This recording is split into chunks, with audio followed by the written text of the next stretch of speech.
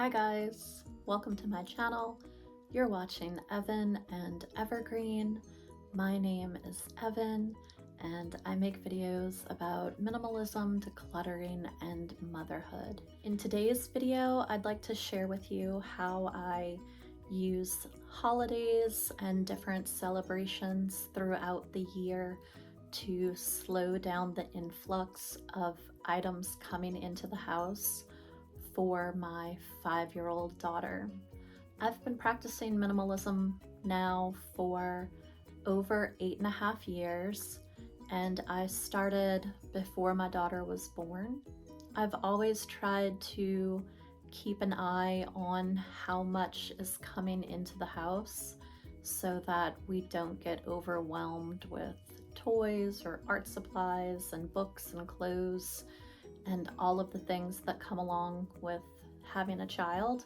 As any parent knows, it can be an ongoing challenge to slow down the amount of things that are coming into the house, whether these are gifts from friends and family and neighbors.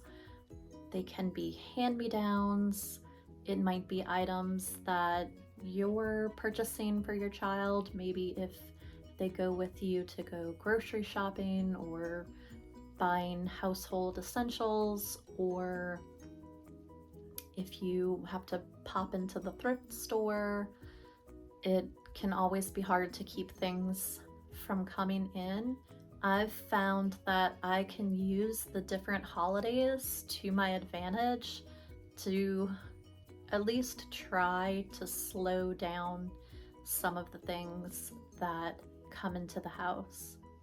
Even though I do practice minimalism, it can still be hard for me to not purchase things that either she asks for while we're out and about, or something that I see that I think that she would like. So let's just dive right into how I use the holidays to my advantage. So the basic idea here is that if you see something that your child may want or need, you can slow it down from coming into the house by giving it as a gift for the next upcoming holiday.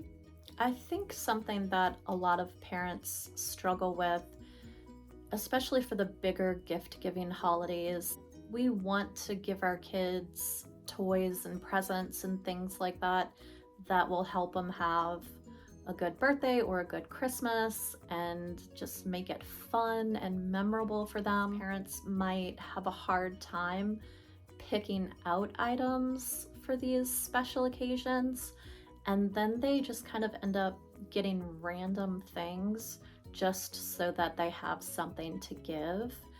Maybe if your child has only asked for 1 or 2 special items, like a bike or a trampoline, and that's all they've asked for Christmas, I think a lot of parents tend to want to give them more than that. And I think it's a pretty natural thing. I don't think there's necessarily anything wrong with that, but I do think purchasing extra items just to be able to have something to give them and not knowing if the item is really going to serve a purpose or hit the mark, it's going to create extra clutter and stress for you to deal with. It could end up being a waste of money if they don't enjoy it or it just gets pushed off to the side. And then you're also inadvertently teaching the child that to celebrate these big holidays and these big milestones, there has to be some kind of material item associated with it. And I personally think that this can be setting them up for failure in a way, because they're always expecting something more. It might be something that they don't even have the desire for, really. They just want like that fun experience and they want it to feel special. Maybe leaving them with an empty and unfulfilled feeling, and they don't really know where that is coming from, so they just kind of always want to acquire more to kind of fill that space that they feel inside.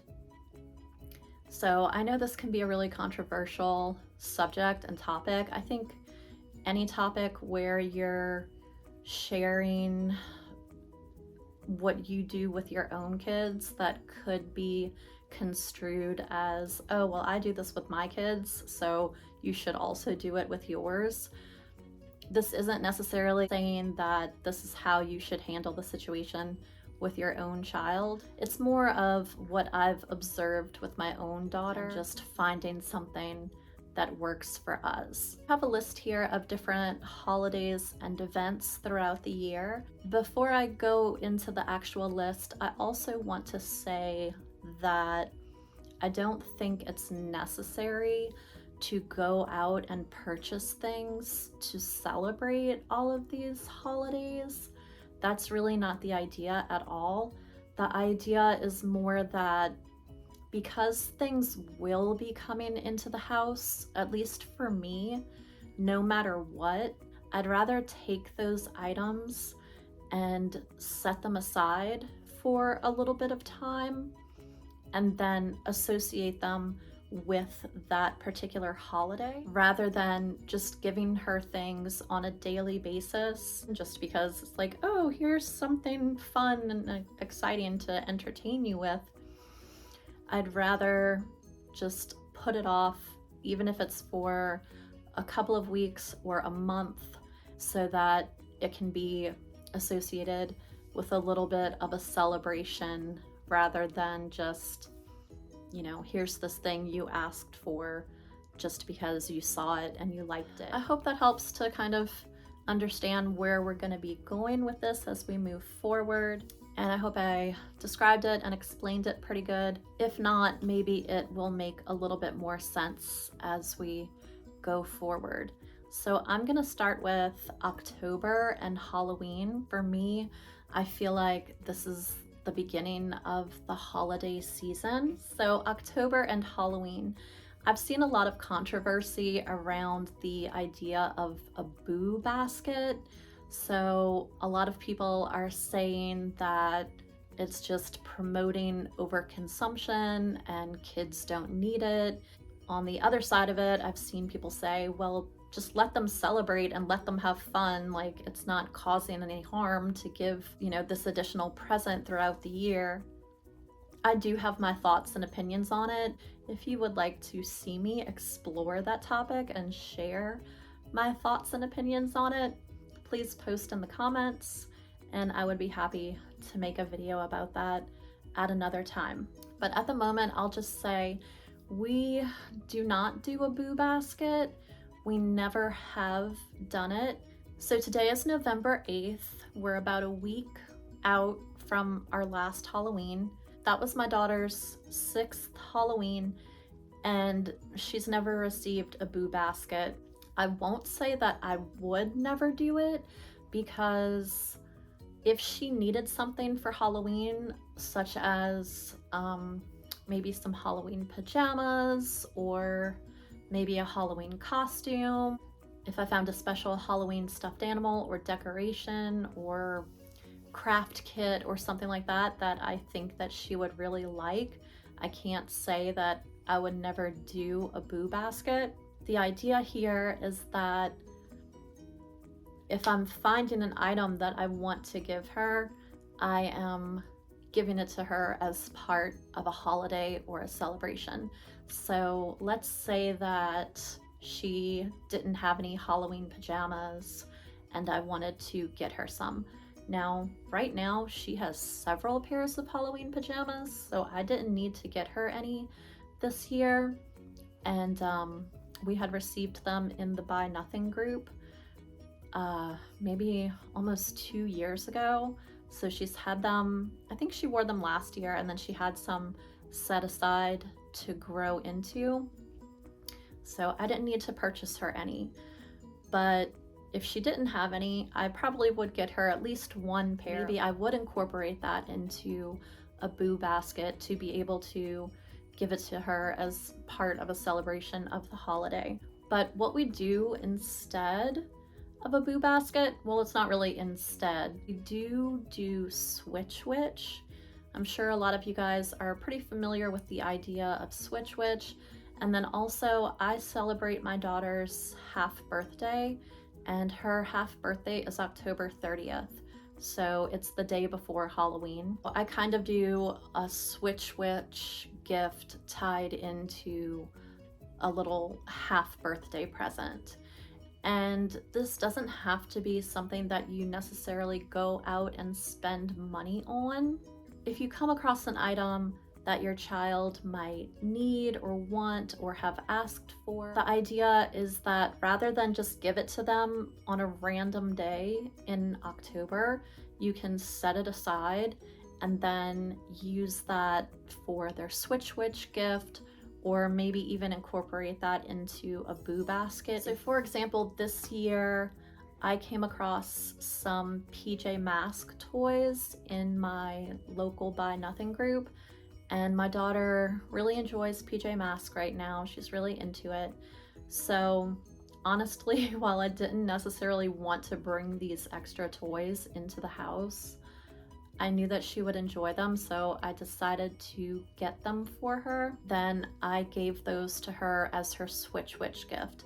So for Switch Witch, we went through all of her candy the night after Halloween, and we pulled out everything that had red dye in it, and that is what we gave to the Switch Witch. And then in the place of the candy was left the PJ Masks toys. And it was really great because I didn't have to go out and actually spend any money or purchase these for her, because I did get them in the Buy Nothing group. Before we go any further, I do want to say that if you have small children listening or in the room with you, you might want to pause this video at this point and look into the description box. And at the top of the description, I will tell you why you might not want little ears to hear what we're going to say going forward. So I'll give you a chance to go ahead and pause this video or click off or go to the description and read. So even though I'm referring to the Switch Witch, my daughter knows that I am the Switch Witch. Like, she will say to me, Mommy, you're the Switch Witch. So we're talking about the Switch Witch, and you know, I'm referencing her as if it's another person. And I'm like, well, we don't know what the Switch Witch is gonna do, or we don't know where she's going to leave your present. And she's like, but Mommy, you're the Switch Witch. And I'm like, I know, I'm just pretending. So we have never told my daughter that Santa Claus or the Tooth Fairy or the Easter Bunny or the Switch Witch or any of these other characters are real. She has always known, since she could grasp the idea of these things, that basically Mommy and Daddy are the Easter Bunny and Santa Claus. But we still pretend. I will still talk about them as if it's another person, but ultimately she knows that any gift that we say came from Santa really came from us. I'm not going to go into all of my reasons for doing that in this video, but if you would like to see a video where I do dive into why I've made that choice, leave a comment down below and I can do a video on why we don't tell our daughter that Santa Claus is somebody besides me and her dad. I do keep an ongoing list of birthday and Christmas presents on Amazon.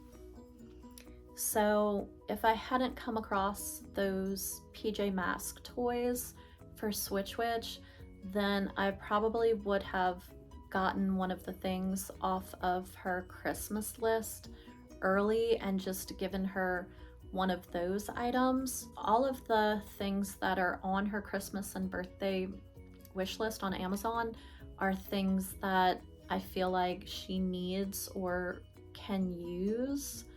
So I wouldn't have just gone out and been like, oh, well, I think she'll like this, and brought it into the home, because that would have really just been an extra thing that we didn't need. So I like to keep that running list of things that are really going to serve a purpose for us. And we always have that to refer to. After October and Halloween season, of course, is Christmas. I think a lot of parents, of course, will start buying Christmas presents early. That I might do a little bit differently is that if I come across an item for her, I will set it aside and specifically try to hold it for Christmas. Unless it's something that she really needs at that moment, then I will just set it aside rather than just giving it to her on a random day. An example of this, I recently went thrifting. My daughter did a little cheer camp where her older sister, who's a cheerleader, was teaching the cheer camp for the day, and we were in an area that had a lot of thrift stores. So I wanted to go and visit some thrift stores that I don't necessarily get a chance to go to very often. So while we were there, I picked up just 2 items for my daughter. And rather than being like, oh, look what I got for you today while I was out shopping, I put them in my Christmas gift bin, saved them for her for Christmas. This way, I'm able to pick up something that I think she would like, but by setting it aside, it can just add to the fun and excitement of Christmas without me having to go out and look for more stuff just to be able to give her a couple of extra presents to open. I do keep a gift bin under my bed, and my daughter hasn't come across this yet. It is a clear, kind of flat storage container. It's pretty long, but it's flat. So I've been using this for a while to put different gifts in. I have a really cute pillowcase that I had taken from a friend when I was helping her declutter. And I just put the stuff inside of the pillowcase and shove it under my bed, and my daughter hasn't tried to look in there yet. Any gifts or items that I get for her that will be for some point later in the year, I will put in there. That day when I was out thrifting, I came across a bluey t-shirt, and the other one was this really cool little watering can in the shape of, I'm not really sure what kind of lizard it is. It looks like an iguana, but it's got a curly tail. I set them aside so that she can have something else to open for Christmas and add to, just the fun and excitement of Christmas. After Christmas comes Valentine's Day. I don't like the idea of Christmas happening and you get all of this new stuff, and then just a couple of days later, maybe I come across something in a store that you had asked for, and then just give you, an additional toy after you just received so much. Unless it's something that she absolutely has to have at that particular moment, I will set things aside for Valentine's Day.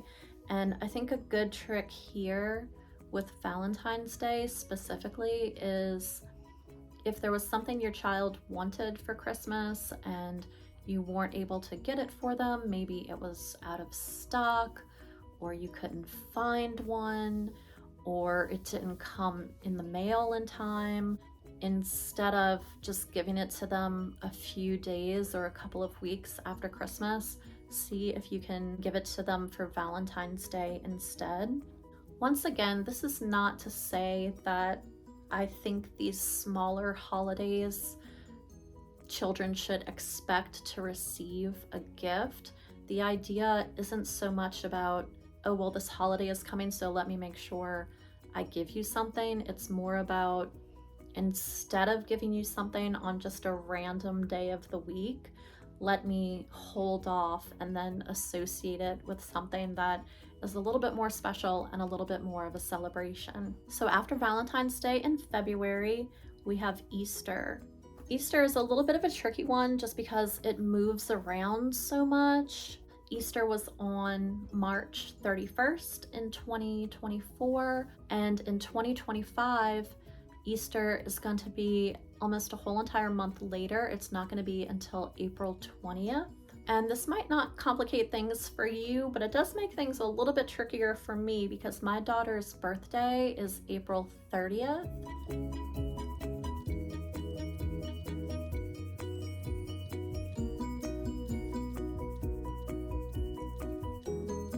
What we normally do, like I said, I do have a running list of gifts for her on her Amazon wish list. I might get one or two of those things off of her birthday list and then include that in her Easter gift. Or if I come across something that I want her to have, I will just set it aside and hold off and not give it to her until Easter. Last year, I came across this really pretty little old vintage wooden doll cradle at Goodwill, and I knew that she would really like it. She had asked for a bed for her baby dolls. I went ahead and picked that up. It was maybe about 2 weeks or so before Easter, but I got that for her, and instead of just giving it to her right away, I saved it for Easter and I used that as her Easter basket. All of the other things that I gave her for Easter were really things that she could use, like a set of books, a really soft, fluffy blanket, a little backpack, in addition to some candy. A lot of the items besides the little cradle that I got from Goodwill actually came from the Buy Nothing group. So just, as I was getting things for her, I set them aside and then gave them to her as part of her Easter gift. So this year, Easter will be only 10 days before her birthday. I will set anything that I come across that I want to get for her that I think she will like.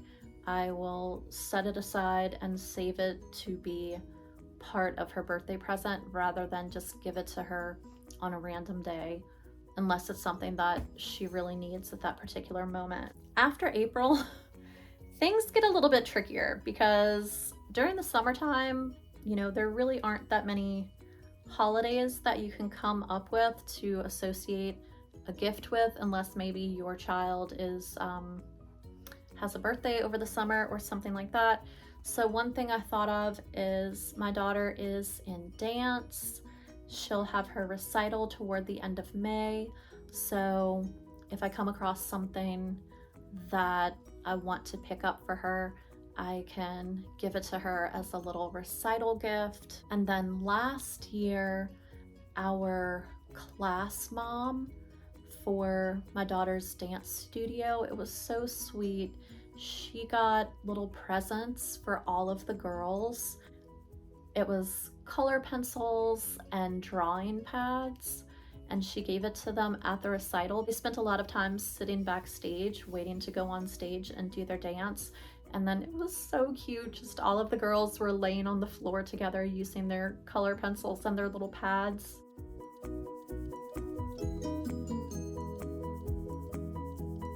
That might be a good option, is to give her something that she can use backstage to relax and pass the time before she needs to go on stage. So then we have June, July, and August, and you guys, I've got nothing for this, okay?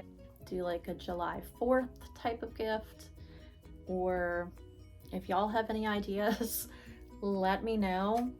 I do have one more little celebration on my list here, and that is the first day of school. So we're a homeschooling family, and I've decided that every year September 1st is going to be our first day of school. I am planning on schooling year round, but September 1st will be the first day of the new year each year. In August, I purchased school supplies for my daughter that she was going to need, school supplies and then some art supplies and things like that. And I wanted to give them to her so bad because I thought it would just be so fun, but I decided to wait and save them to give to her on the first day of school. So on September 1st, I was able to give her a gift bag with all of her new school supplies, and then we did a little first day of school photo shoot.